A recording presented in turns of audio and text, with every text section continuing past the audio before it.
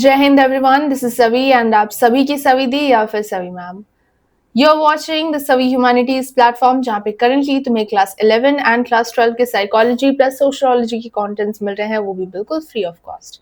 सो जैसे कि तुम जानते हो, आज के इस वीडियो में हम क्या करने वाले हैं, हम करने वाले हैं क्लास 12 के साइकोलॉजी के chapter number 3 which is meeting life challenges का rapid revision within 20 minutes. Okay, so class में अगेन एक्टिव रहना एंड जो भी डाउट्स होगा पूछ भी लेना, एंड जो भी मैं होमवर्क्स बोलूंगी उसे कमेंट सेक्शन में लिखना। Clear everyone?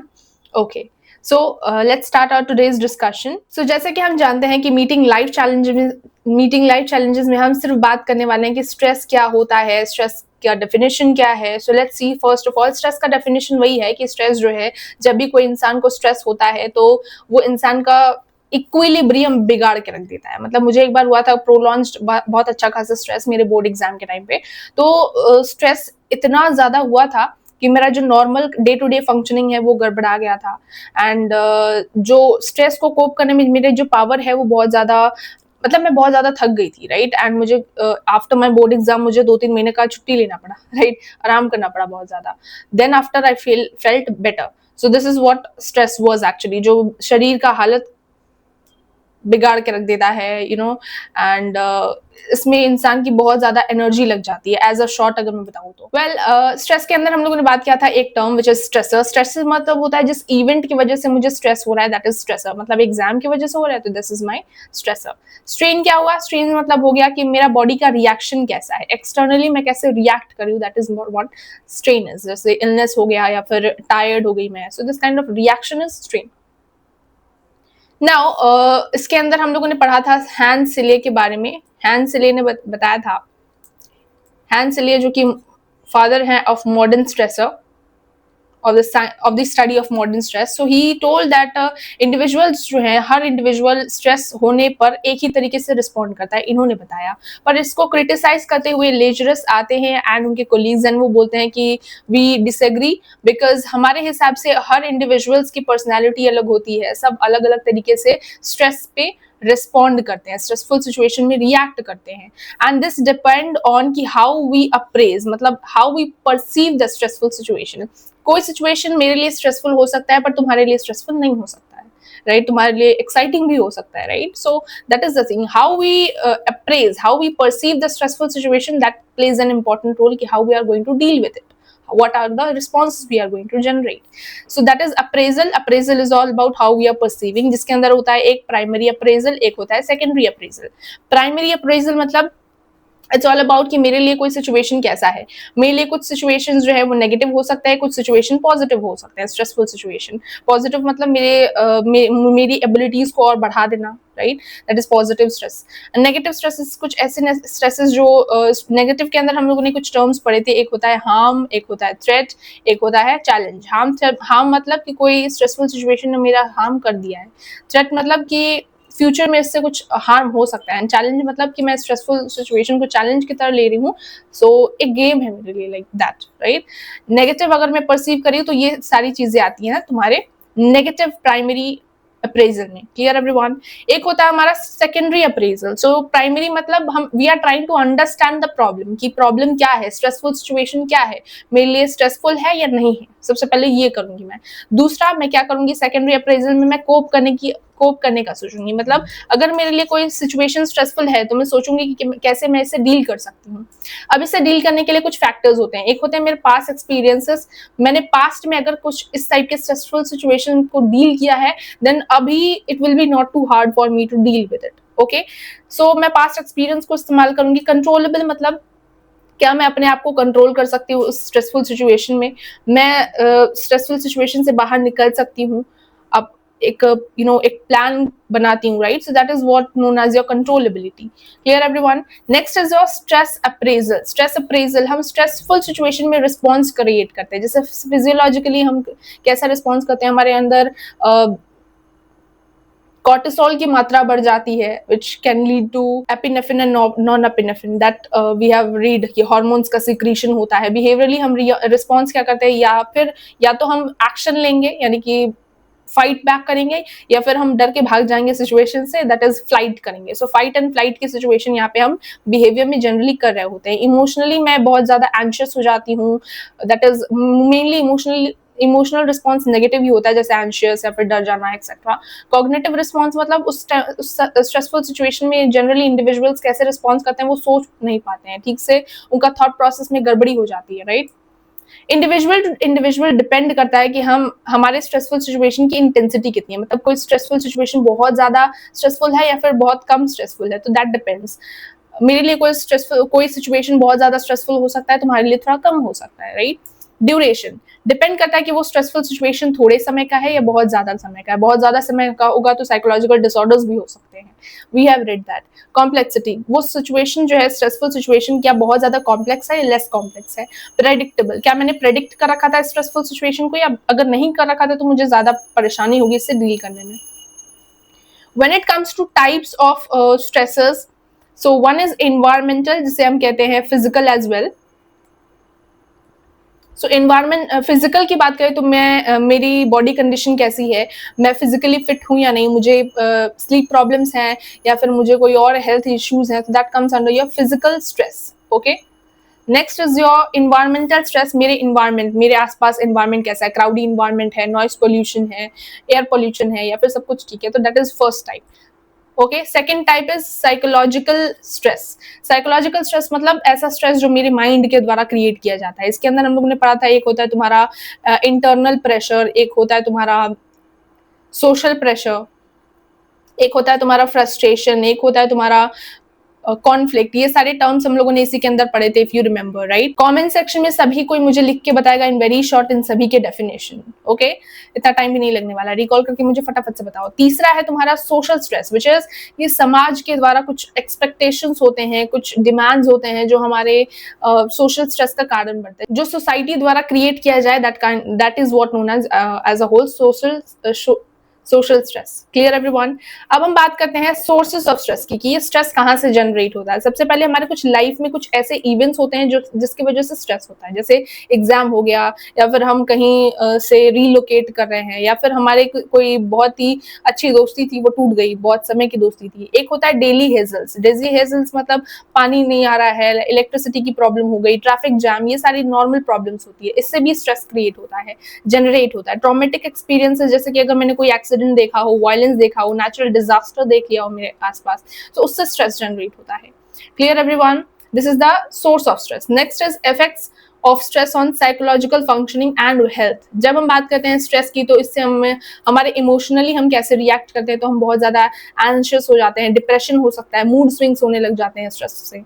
Then cognitive effect क्या पड़ता है, स्ट्रेसफुल सिचुएशन में रहने वाला, बहुत ज्यादा स्ट्रेस होने की वजह से पुअर कॉन्सेंट्रेशन, हम उस समय पे हमारी मेमोरी ठीक से काम नहीं कर होती है, नेगेटिव थिंकिंग हम बहुत ज्यादा करते हैं। देन बिहेवियरल इफेक्ट्स मतलब हमारी स्लीपिंग डिस्टर्ब होगी, डाइजेशन में प्रॉब्लम हो जाती है, ईटिंग चेंजेस हो जाते हैं, मतलब खाना नहीं खा पाते हैं एक्सेट्रा।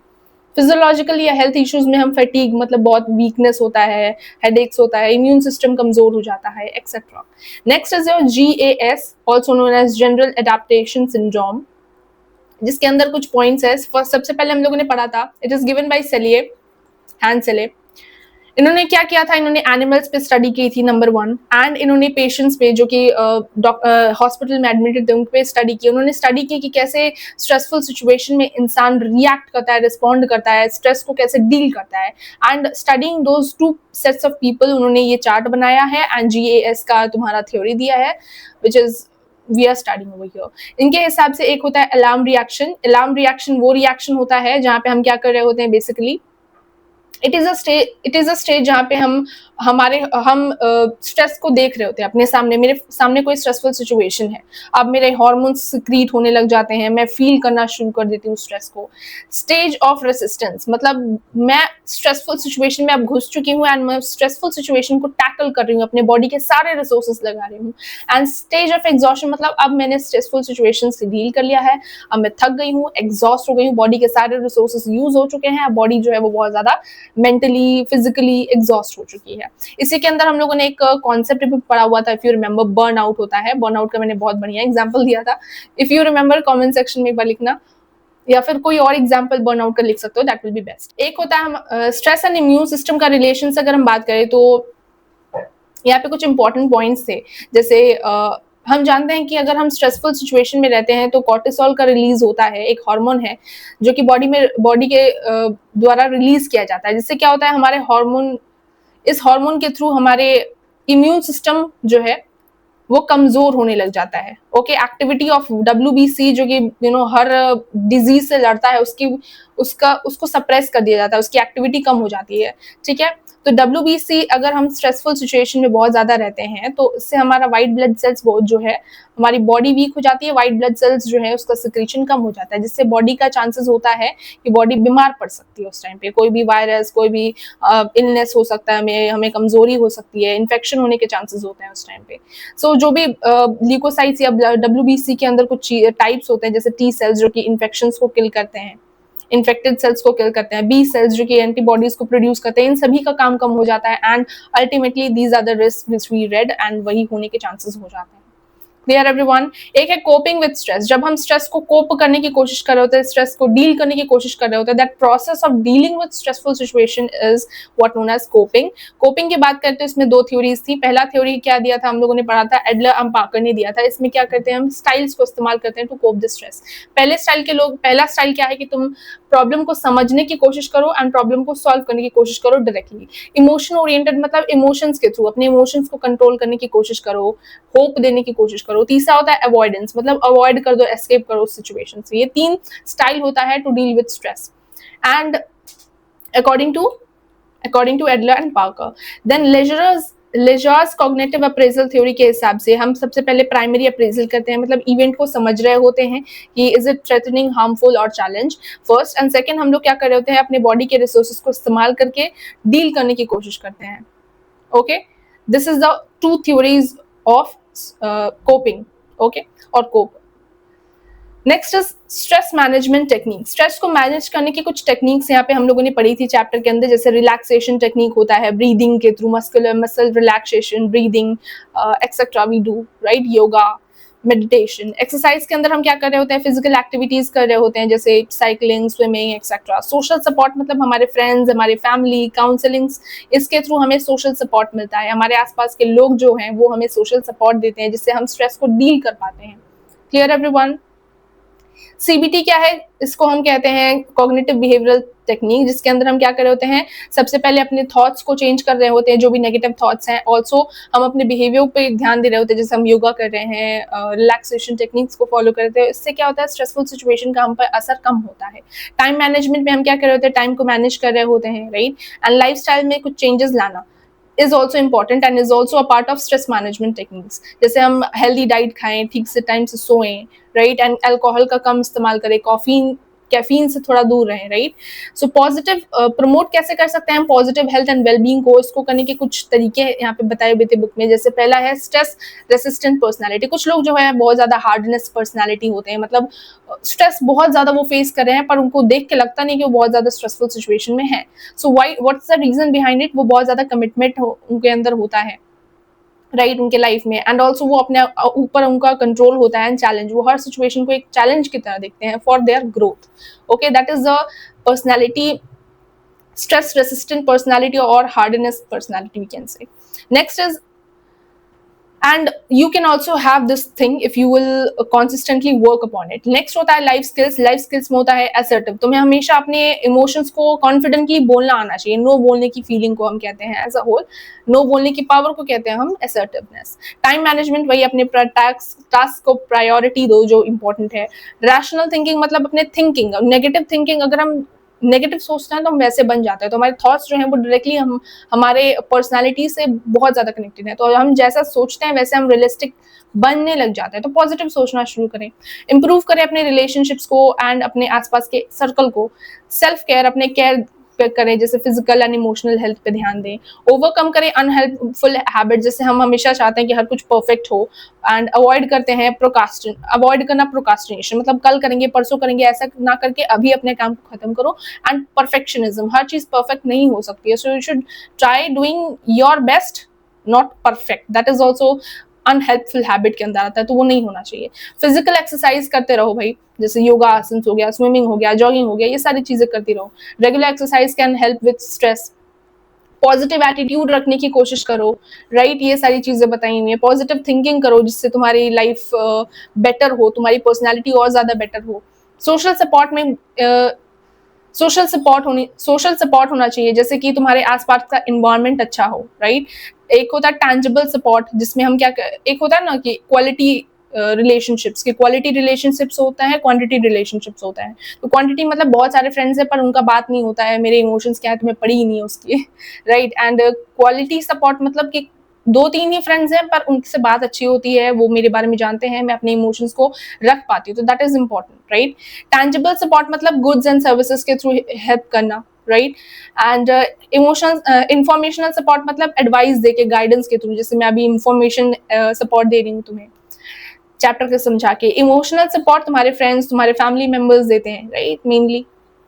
सो ये भी बहुत इंपॉर्टेंट रोल प्ले करता है, the social support in your stress, right. And एक होता है तुम्हारा कॉम्पोनेंट्स ऑफ पॉजिटिव हेल्थ, जैसे बॉडी हेल्दी रहे, रिलेशनशिप्स बढ़िया हो, तुम्हारे लाइफ में एक पर्पस हो, ये सारी चीजें अगर तुम्हारे अंदर है, बाउंस बैक करने की पावर है, सेल्फ वर्थ है, तुम अपने आप को वर्दी समझते हो, तो these things it is there in you, then it will not be difficult for you to deal with your problems in your life. And तुम अगर स्ट्रेस में भी हो तो अब तुम्हें समझ में आ रहा है कि कैसे स्ट्रेस से बाहर निकलते हैं, right. So I hope the whole chapter का रिविजन अच्छे से हो गया है। अगर हो गया है तो वीडियो को लाइक करना मत भूलना, चैनल को सब्सक्राइब करना मत भूलना। ऑल्सो कमेंट सेक्शन में मुझे बता दो कि मैम चैप्टर क्लियर है। Also if you want to connect with me, you can connect with me, this is my Instagram ID savi.mam, you can search and you can follow me there, okay. कोई doubts है यहाँ पे भी पूछ सकते हो, वहाँ पे भी पूछ सकते हो, ओके। सो अगेन मिलते हैं नेक्स्ट वीडियो में नेक्स्ट चैप्टर के साथ। Till then take care, bye.